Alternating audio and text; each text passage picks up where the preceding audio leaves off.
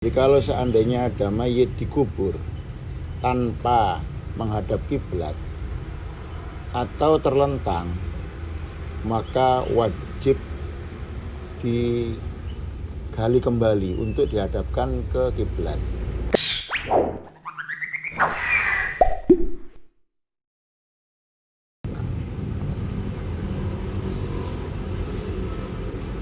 Bismillahirrahmanirrahim. Qala al-mu'allifu rahimahullahu ta'ala wa nafa'ana bi ulumi bid-dharain amin. Bismillahirrahmanirrahim. Ustakhulan den rataaken apa al-qabru kuburan wala yusnamu lan ora kena den mundukaken den geger sapi apa si qabru wala yubna lan ora kena den bangun apa alaihi kuburan wala jasasulan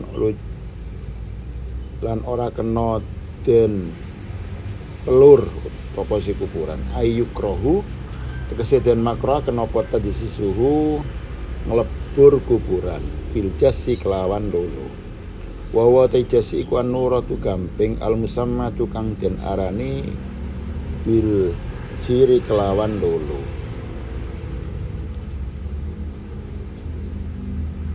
Pada pertemuan yang lain, pada pertemuan kemarin,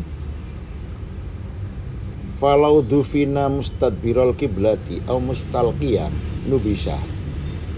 Jadi kalau seandainya ada mayit dikubur tanpa menghadap kiblat atau terlentang, maka wajib digali kembali untuk dihadapkan ke kiblat. Wajib selama belum berubah.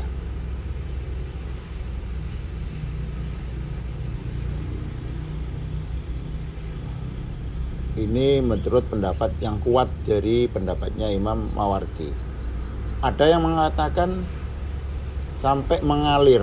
Kalau walaupun apa ya, pokok sampai kalau belum mengalir harus digali kembali untuk dihadapkan ke kiblat. Kalau sudah mengalir nanah, darah dan sebagainya, maka tidak wajib.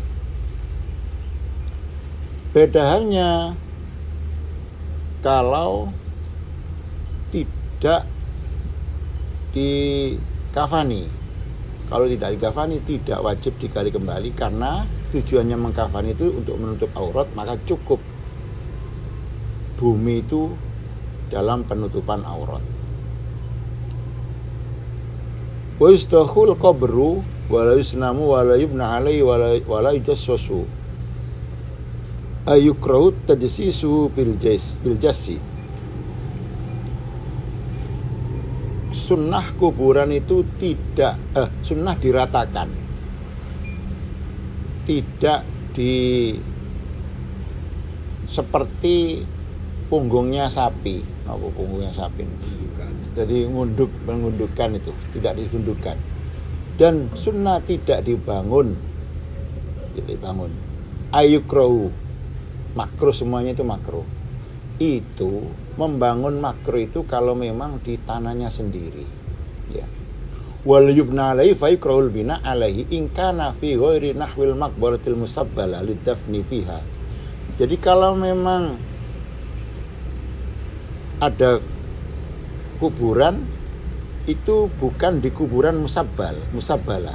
Makbarah musabbal itu kuburan yang memang tidak tahu asal usulnya wakaf atau bukan, tapi mulai dulu itu memang disediakan untuk mengubur mayit, maka orang keluarganya tidak boleh membangun kuburan yang di dalam kuburan musabbalah. Itu memang disediakan untuk mengubur mayit mulai dulu. Tapi kalau tanahnya sendiri minimal makruh. Apa itu membangun? Kalau lihat dari alasannya li annahu yudiku alan nas. Kenapa? Karena itu mempersempit, nanti ada mayit lagi tidak bisa dikubur di situ. Itu alasannya. Jadi bukan hanya membangun, mengkejing termasuk, memberi apa saja yang mengakibatkan itu tidak bisa dikubur mayit lain, ya nggak boleh. Seperti itu. saya juga apa? Saya juga sanksi, makanya sih masih berpikir panjang. Sekarang itu nggak ada apa batu nisan itu terdiri dari kayu, nggak ada, sudah cor semua. Itu kan untuk selamanya. Tapi kalau itu bisa kan di apa? Walaupun ada nisannya, tapi kan bisa diambil. Tapi kalau sudah atasnya dikijing, ini ya nggak bisa. Kijing atau pas ngaji niki enten nah, ya napa palek dikek niku? Kayak kayu niku cor-coran niku. Biasane pintu cor-coran dipasang kayak mriku. Nggih termasuk niku kan ben saged niku malih. Di paving atau diapakan mboten kan.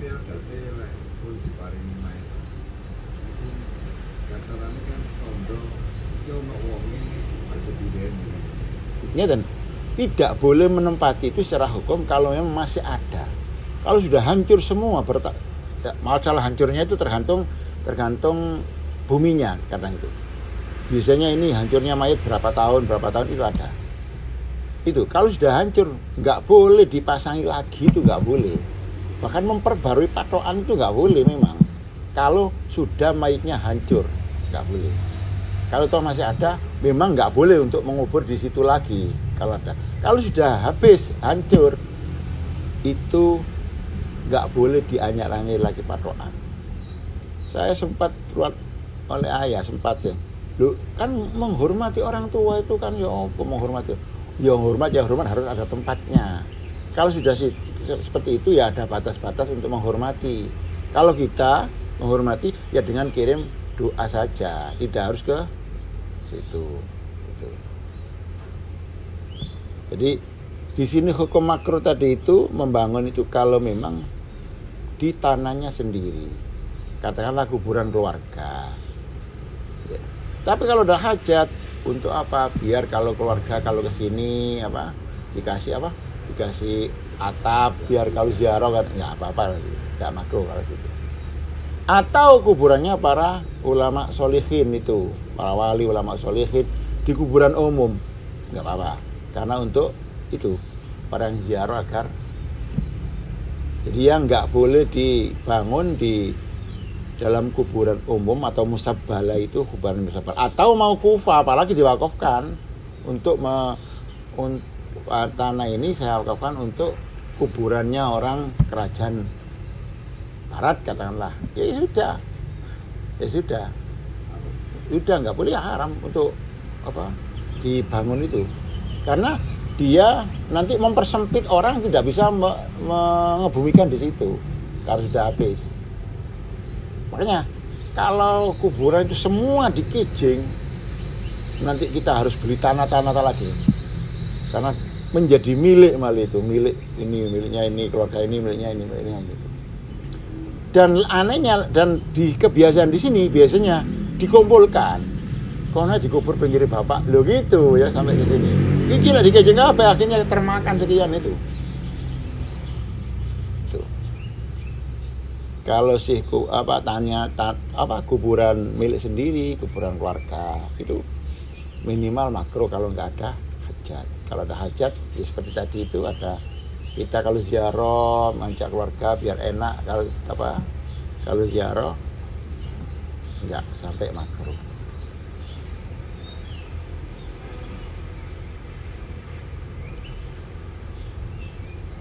Sampun nggih. Malah di sini fayajibu alal hakim hatmu jami'il abniyah allati fil qirafal musabbala lidafni fiha. Jadi wajib hakim penguasa di situ di tempat itu untuk menghancurkan itu semua. Wah, sampai gitu.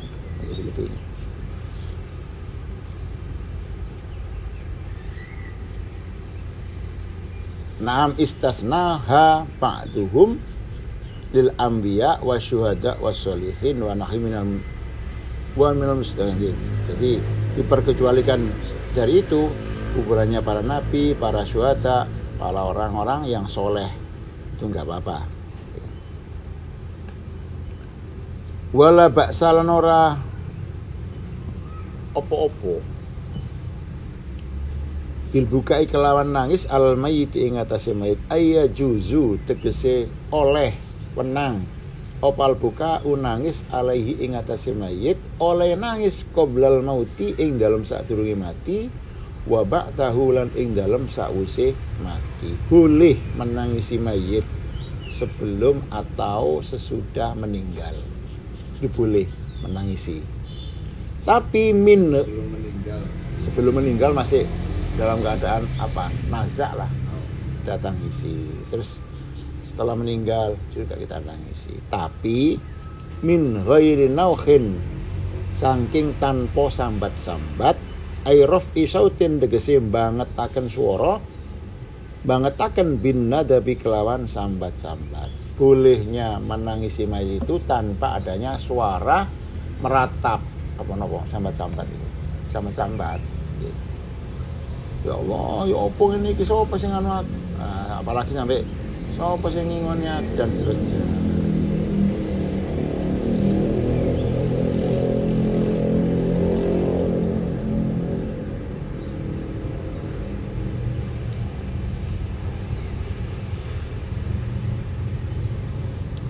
Jadi diperbolehkannya itu wala farqa fi ibahatihi baina ayyakuna ma huznun aula. Baik itu nangisnya itu karena susah, enggak apa-apa kalau susah, ya. Atau tidak susah ya memang nangis, ya. Ya.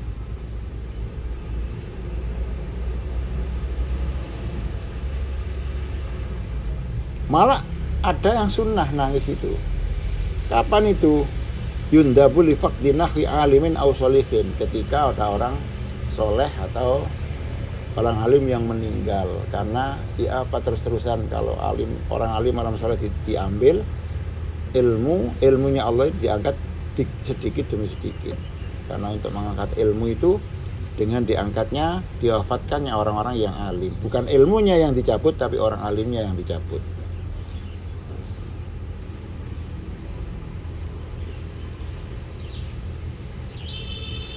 Boleh juga lil mahabbah karena sayang, ya, sayang pada keluarga yang meninggal boleh. Tapi tadi itu min ghairi raf'i sautin bin nadab.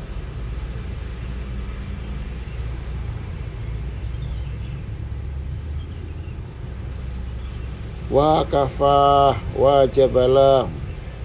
Duh sapa sing nyukupi aku mari ngono? Sapa sing biayai aku meratap nggih. Wa haram minal kabair. Minal kabair. Termasuk dosa besar.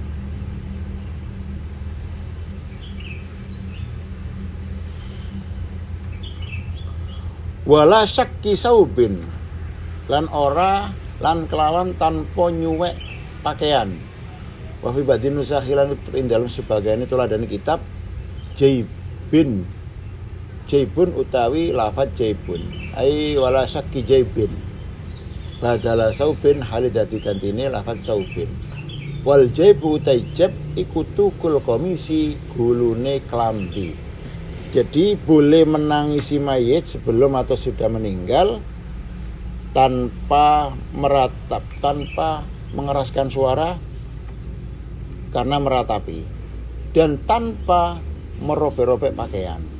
Walaupun enggak jerit-jerit tapi pakaiannya dibuak semua itu sampai gulung-gulung itu ya enggak boleh. Ya nangis tapi sewajarnya lah. Yo nangis ya. Karena enggak nangis ya memang kematian itu adalah balak yang paling besar kemarin itu.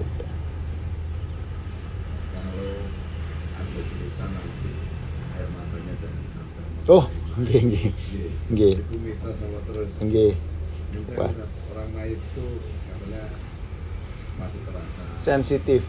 Mboten nggih. Karena suara juga keras juga merasa sakit. Terus melalui diskusi semacam itu jangan keras-keras karena sakit. Ibu Lek ngoten niku nate kula manggi keterangan ngoten di sini. Lek sing banyu mripat niku sedhereng kepanggih niku. Nggih anjene kula nggih jadi tangge. Oh sampai nete nang anu mayite ngoten. Lek niku nggih jangan keras-keras. Makanya sampai ada kalau memang ini dempet nggak boleh dirobek, atau belum khitan nggak boleh khitan karena sudah meninggal, nggak boleh, itu nggak boleh seperti itu. Tapi kalau yang air matanya tadi mengakibatkan apa dan apa, ini belum menemukan. Nggih. Tapi nggak usah dikuasai sampai kemana. Loh nggih, nggak usah mboten usah dikosoki sampai ya biasa lah. Makanya nggak boleh keras-keras ya, cukup itu. Nanti kalau itu belum pernah baca saya tahu. Kalau air matanya jangan sampai jatuh ke ini, itu belum. Apa itu mitos atau bagaimana? Ya coba saya cari saja nanti. Lek terus kula ngeten wis saged mawon. Lek terus kula ngoten. Nggih. Nggih mboten enten. Nah, satuan atau Pak info kita hadir. Oh niki ngeten niki, nggih. Fannauhu murakkabun minas syai'aini ayrafus sauti wan nada. Oh. Fa in fuqida ahaduma fala hurmata. Jadi bengok-bengok tok tapi tidak meratap, tidak apa-apa. Yang tidak boleh itu kedua-duanya. Meratap tapi ya bengok-bengok itu. Di sini kalau salah satunya enggak apa-apa. Meratap tok ya Allah kan gitu ya. Itu kan juga meratap itu. Dan enggak apa-apa. Tapi kalau sampai bengok-bengok itu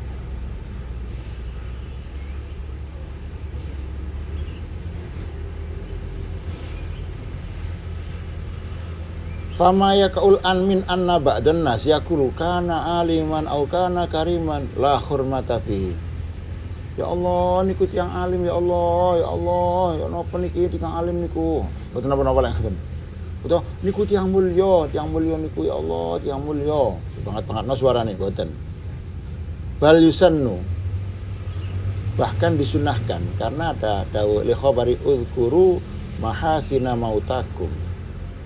Karena ada dawuhnya Kanjeng Nabi, sebut-sebutlah kebaikannya orang yang meninggal. Jadi orang itu pasti ada kebaikannya walaupun seburuk apapun.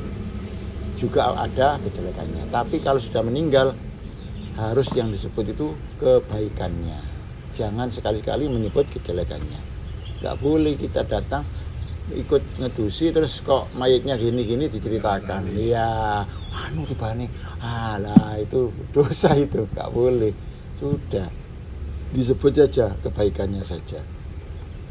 Kadang kayak yang menyaksikan itu nggak terima. Yakin yang pidato ini ahli-ahli jaru sing kono. Sopo yang gawe nang lho itu. Gitu. Sampai pernah ada saya cerita itu di mana sih? Barusan saya ada cerita itu. Kiainya itu diundang di situ itu enggak, ya memang orangnya itu memang enggak paloran lah. Tapi yang disebut itu karena matinya Jumat, mati Jumat atau malam Jumat, itu dalam kitab I'ana itu terangkan. Ada hadis yang menerangkan bahwa barang siapa yang mati malam Jumat atau Jumat itu amin fitnatul qabri, aman dari fitnah kubur. Loh yang tetangganya nggak terima itu, yang nggak terima. Oh, cerita itunya ceritanya. Enggak cerita jeleknya. Akhirnya ya itu suara-suara sumbang itu. Wah, ngoten niku. Ngoten niku. Lah itu. Nggih, enggak niku. Lah ngoten niku.